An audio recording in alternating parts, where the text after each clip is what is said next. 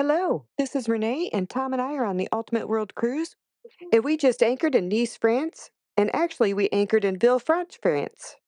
I got up early to watch the sunrise, and then we took a tender boat into shore. Ever have one of those travel days where nothing goes as planned? Well, today's video is all about our misadventures. We set our sights to see the fort at the top of the hill and then the castle at the bottom of the hill. We were looking forward to the breathtaking views and a touch of history at the top of the hill. Little did we know that we would be climbing thousands of stairs and getting lost a couple times. It felt like we were climbing Mount Everest most of the morning. From the cruise port to the fort was 1.5 miles. It took us nearly 2 hours to get to the top.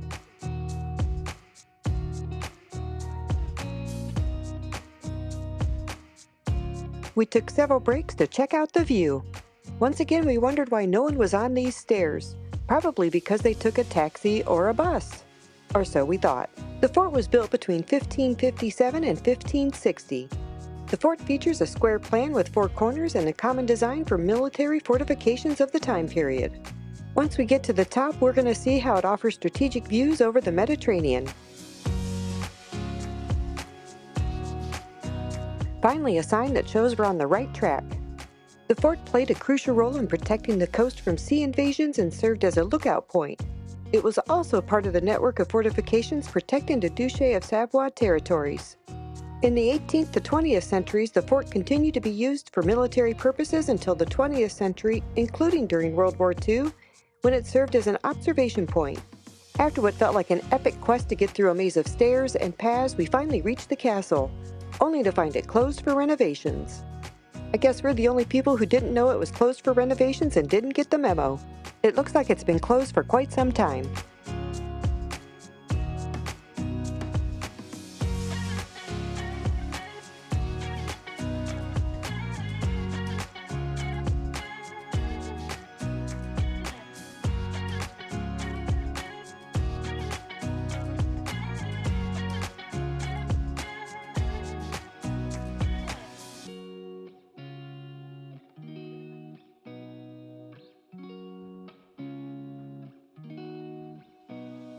But the views were spectacular.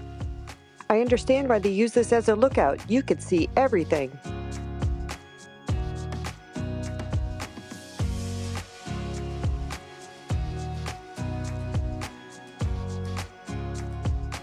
And to top it off, it started raining and we had to wait it out under a tree by the fort. It took us almost an hour to get back down the hill. We did pass a bunker which was used for defense and storage. As we walked down, we kept on wanting to go back onto the road, but it kept taking us down the nature paths. We're thinking, finally a road, we're almost back. Nope. More stairs on stairs on stairs.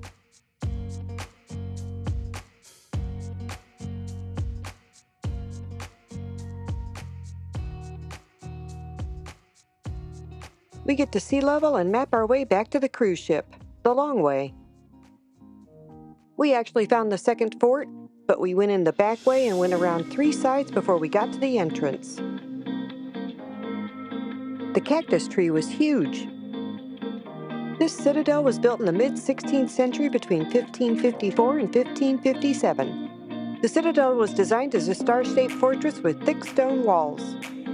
It includes a large central courtyard, dungeons, and underground passages. It also houses a chapel and several cannons positioned for coastal defense. The citadel was a critical defensive structure during the Franco-Turkish War in 1543 to 1544. Throughout history, it has changed ownership multiple times. In the 20th century, it was repurposed for various civilian uses, and today it hosts municipal offices, museums, and cultural events.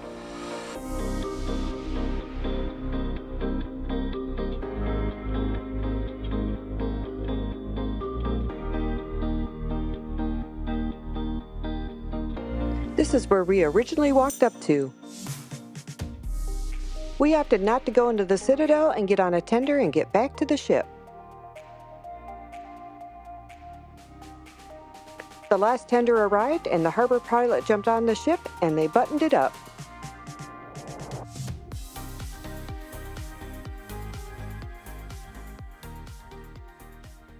Here's our itinerary for the next 4 ports. Make sure to like, subscribe, and ring that bell for more adventures from every corner of the globe. See you at the next port.